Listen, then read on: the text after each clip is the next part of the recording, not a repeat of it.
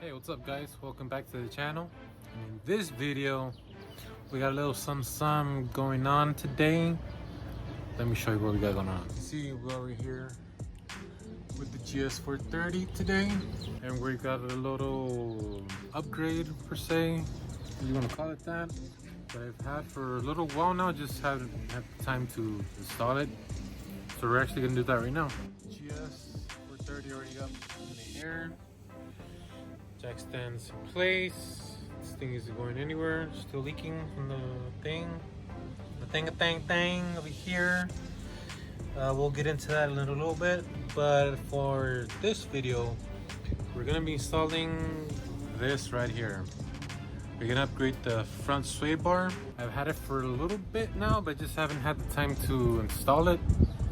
And now that I do, you know, I have the afternoon free, so we're gonna go ahead and install it right now.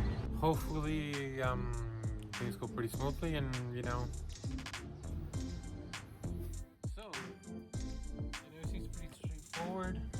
There's two bolts there, two bolts on the other end, and the bracket for the bushings here, which are I gotta take this plastic off. There's a metal bracket, I'm assuming here, yeah, which is this one here. I mean, it looks pretty straightforward. Let's check on them ball joints. Alright. They're there. They are there. Huh, what's this? So I did change the oil before I bought it. So that's always good to know. So let's do it. So as you can see, take off the little plastic thing, which is that one and that one over there. Next up, basically take off these two bolts from the bracket here. That bolt. Same for the side. Choose that one and that one. And these two over here. These two are here. Also same on the side. So let's go ahead and do that. So I just basically loosen up the brackets on both sides. Reason being that I don't take them off yet is because of this. This right here. Wait, let's see. This right here. These ends over here. They do have a sway bar end links, which, you know, when I take this one off, it kind of just wanted to fall, which kind of pulled this. And I really don't want to replace the. Oh, I probably should. No, but I mean the bushings look good on it. These little arms right there, which is the bottom portion, the top portion, and it bolts to the sway bar right here, as you guys can see right here. So since I don't want to replace these, you know, I have to be a little careful, and you know, just loosen these up right here. It shouldn't be a big deal. On the other side as well. We're ready to throw it on there. All right, as you guys can see now, see here, this one's loose already. Dangling. The other side is also dangling. You can see we're good. There we go. It's off there. So all you gotta do now is just take these off. This little bracket right here. And this one. And just slap it on. So let's take it out. So now that the old one is out, which is that one, you can really see a difference. It's a little thicker, so hopefully it does make a difference while we're driving. The handling part, all we gotta do now is just slap on the little brackets for the bottom to hug it, and pretty much bolts it on. Easy peasy. Wait, the little tripod thing broke. It was already hard as it is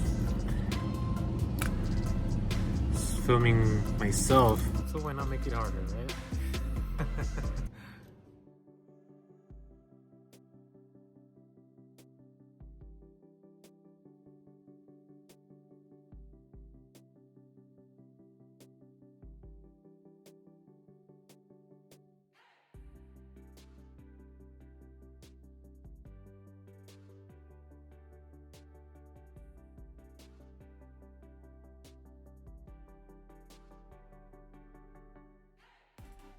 So these are on, not tightened, but on. There's the other one, where is it? Right there. Now that we have those on, go ahead and put these on to those over there. Little bolt and nut. Same over there. Bolt and nut. I think this might be the only freaking mod that, you know, can't really fuck up until you know, I don't want to jinx it, but you know, unless you snap the freaking bolt or something, you should be good. There's no reason why you shouldn't be able to do this. Alrighty, so now that we have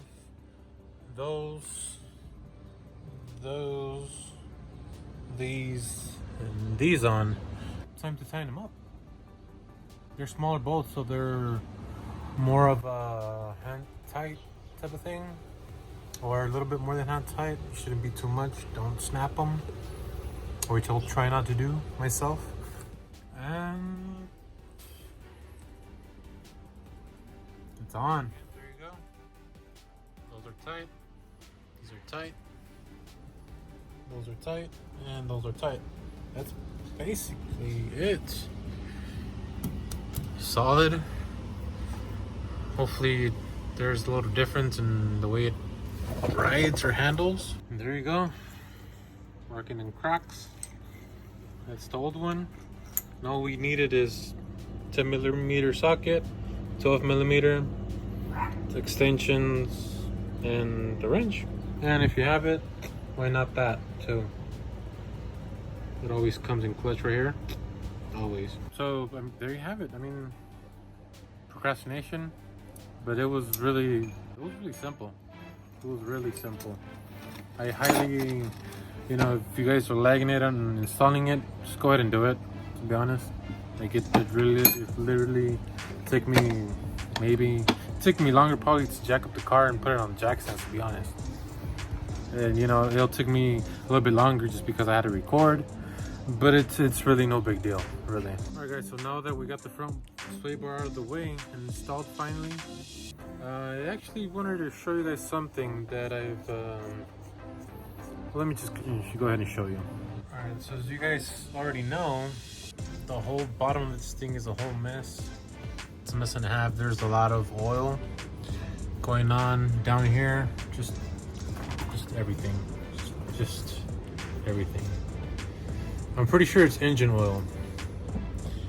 And you know, upon like doing a little bit of research and stuff, from what I know, the 3UZ FE, I'm not sure if the 1UZ and the 2UZ have the same problem, or I wouldn't call them a problem. Well, I guess it would be considered a problem. But from what I found out, and I think I might have confirmed it, to be honest. Let me show you, because I think I found where the leak is coming from, and that's definitely a huge plus. So let me show you guys. So I read that I was searching, and apparently, let me get off. There you go. I'm not sure if you guys can see, but that right there is the valve cover, and it seems to be that it might be leaking from the valve cover, since that's pretty much the highest point that there's oil right there.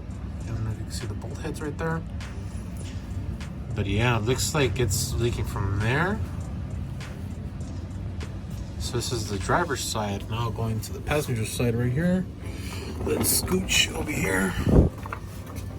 And you can see all this nastiness. I think this is power steering oil. The CAD right there, and the O2 is kind of oily. The engine block right there is oily. And again, like,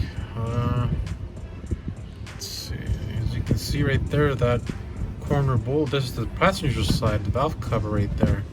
And it seems to be that that is our number one suspect right there the oil we have. It's a lot of oil, as you can see right there. Everything just bathed in engine oil. I was thinking it might have been power steering, but there's no power steering fluid loss now that I refilled it. I'm not sure what that was about, but but everything, alternator, the wires, the whole shebang. Yeah, so from what I've read, and correct me if I'm wrong down in the comments, feel free. I would love to be corrected if, you know, I'm mistaken here. But apparently, it's not that the valve cover gaskets themselves go bad or tend to go bad, but apparently the bolts on the valve cover itself tend to back out for some reason. Maybe it's from factory, or I'm not sure what's the deal there, but so I'm thinking, okay, maybe if I tighten them up a little bit, maybe, you know, I'll notice that it's not leaking anymore, and holy shit, you know, I found myself the solution.